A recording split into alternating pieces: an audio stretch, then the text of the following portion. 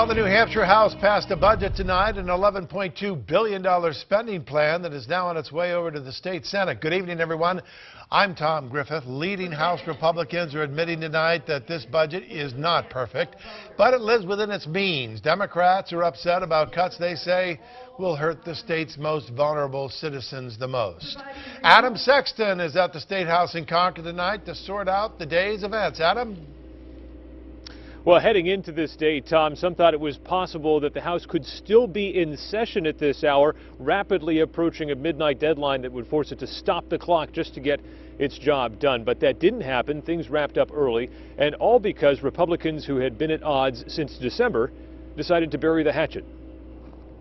The House passed a budget well before dark Wednesday, a development that came as a surprise to Speaker Sean Jasper.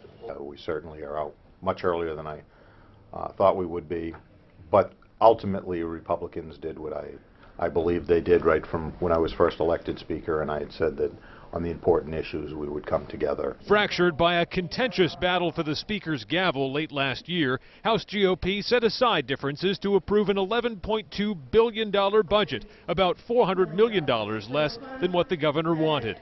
Former Speaker Bill O'Brien says consensus was there on most issues. And I think at the end of the day, Republicans on the remainder came together and decided that if we have been given the obligation to be the governing party, that we have to act like the governing party. Overall, the House budget does represent a spending increase for the state, but there are cuts to specific programs.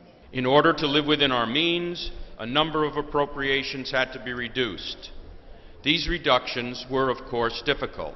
Protesters lined the State House halls, decrying cuts from the governor's budget, like $6 million from addiction treatment services, a delay in the opening of a new psychiatric crisis unit at the state hospital, and a $52 million reduction in developmental disability assistance. This would mean my son wouldn't get the services that he is due and that he needs to survive and have a successful life in his community. There's so many things, and there's so many of our citizens that are going to be harmed by this budget. It is a budget that is short-sighted, penny-wise, and pound-foolish.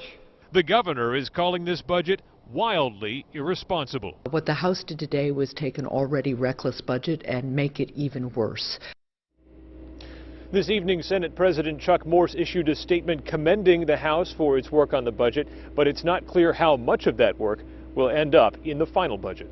Reporting live in Concord, Adam Sexton, WMUR News 9.